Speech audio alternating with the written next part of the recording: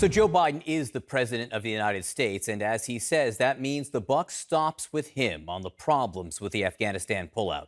But there is a growing list of people blaming President Trump, including former Trump people. John Avlon with a reality check.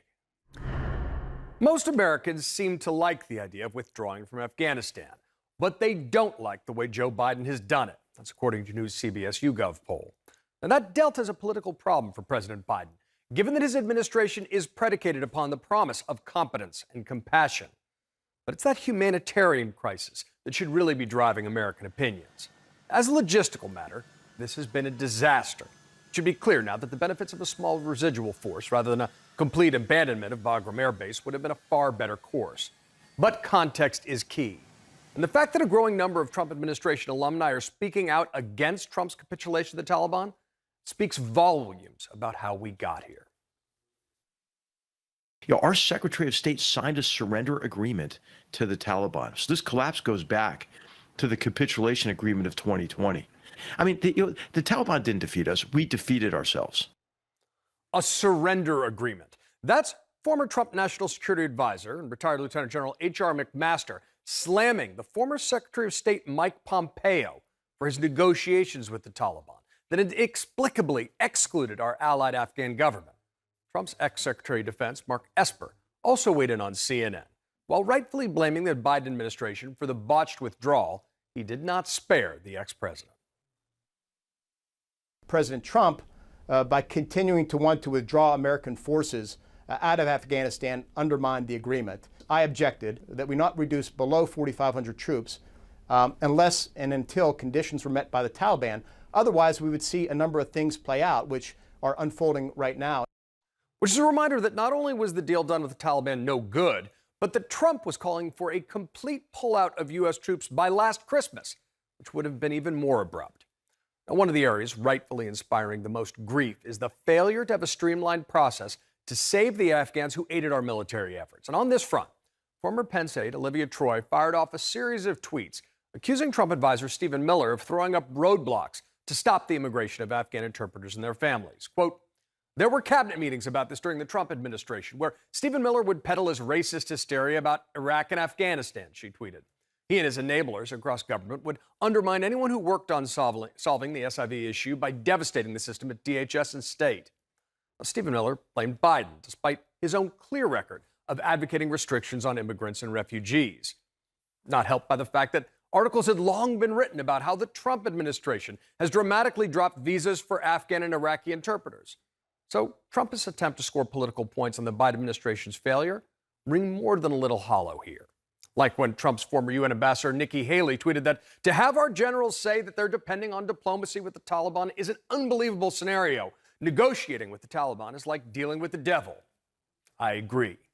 But Haley's comments would have a lot more credibility if she hadn't vocally backed Taliban negotiations when they were being pushed by her former boss, saying, "The U.S. policy in Afghanistan is working. We're seeing that we're closer to talks with the Taliban in the peace process than we've seen before." Look, from whatever way you look at it, the U.S. policy in Afghanistan has not been working. And while the collapse finally occurred on Joe Biden's watch, the policy of abandoning Afghanistan to the Taliban began under Donald Trump. And that's your reality check. Indeed it is. John Avlon, thank you very much. I want to bring in Olivia Troy now. She is a former advisor to Vice President Mike Pence, and she has pushed back against this idea that the withdrawal and evacuation operations would have gone smoothly under former President Donald Trump. And in particular, Olivia, you have, as we just heard in John Avlon's reality check there, sort of pulled back the curtain on what went on during the Trump administration as far as getting these folks who are eligible for relief, people who helped U.S. troops, getting them through the system. Tell us a little bit about, you were in meetings about this, and this is something that's personal to you. You did serve as a civilian on and off in Afghanistan. What would Stephen Miller say in these meetings as he argued against relief for these individuals? Well, it was really hard to hear his statements, and they were said very openly in front of cabinet level people, in front of very senior staff people. And he would say, well, what do you guys want? Do you want a bunch of little Iraqs and stands across the country, across the United States? And it was hurtful to hear that and offensive to many of us in the room who had served on the ground in both countries. I've been to both countries. These are the people that helped keep us alive, helped navigate us around the country. And to hear this, naive, hateful rhetoric being said in cabinet level discussions when we're making decisions specifically on items like the refugee ceiling and what was going to happen on that, to hear that kind of rhetoric, we knew what we were up against. And so what happened when Trump administration officials like yourself were trying to make progress on these immigrant visas and relief for people who had helped the U.S.?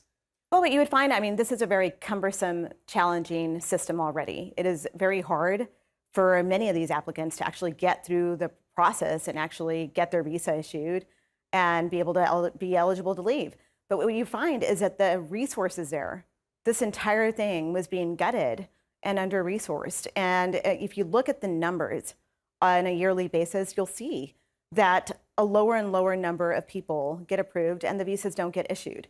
I remember specifically there was one time where former Vice President Pence was upset at a news story that he had seen on the front page of a newspaper.